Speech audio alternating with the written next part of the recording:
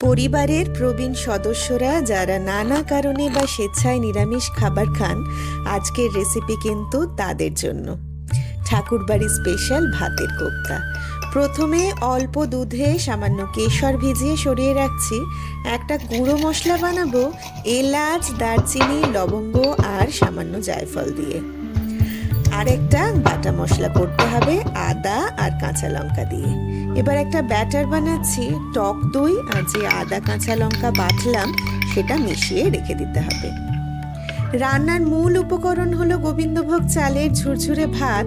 100 গ্রাম চালের ভাত আমি এখানে নিয়েছি। কেশর ভেজানো দুধ দিয়ে দিলাম, গুঁড়ো করে রাখা মশলাও মেশাচ্ছি, সাথে দিচ্ছি কুচনো কাঁচা লঙ্কা, নুন আর 50 গ্রাম খোয়া ক্ষীর গ্রেট করে।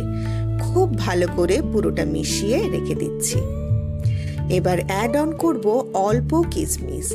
আবারও পুরোটা খুব ভালো করে মাখিয়ে রাখতে হবে।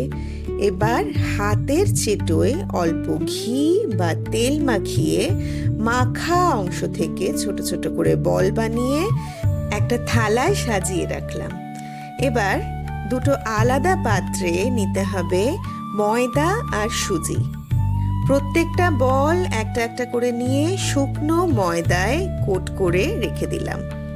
একটা বল এবার দইয়ের বাটিতে ডিপ করে তারপর সুজির পাত্রে খুব ভালো করে কোট করে নিচ্ছি। গরম তেলে হালকা বাদামি করে ভেজে নিলাম। আঁচ অবশ্যই থাকবে মিডিয়াম ফ্লেমে। এই উইকেন্ডেই বানিয়ে তাদের একটু স্পেশাল ফিল করাতে ইচ্ছে করছে তো। সাথে অবশ্যই সার্ভ করো তাদের পছন্দের চাটনি। নিজেরাও টেস্ট করে কেমন লাগলো আমাকে কিন্তু জানাতে ভুলো না। আর ভিডিও ভালো লাগলে অবশ্যই কিন্তু একটা লাইক, কমেন্ট আর শেয়ার করো।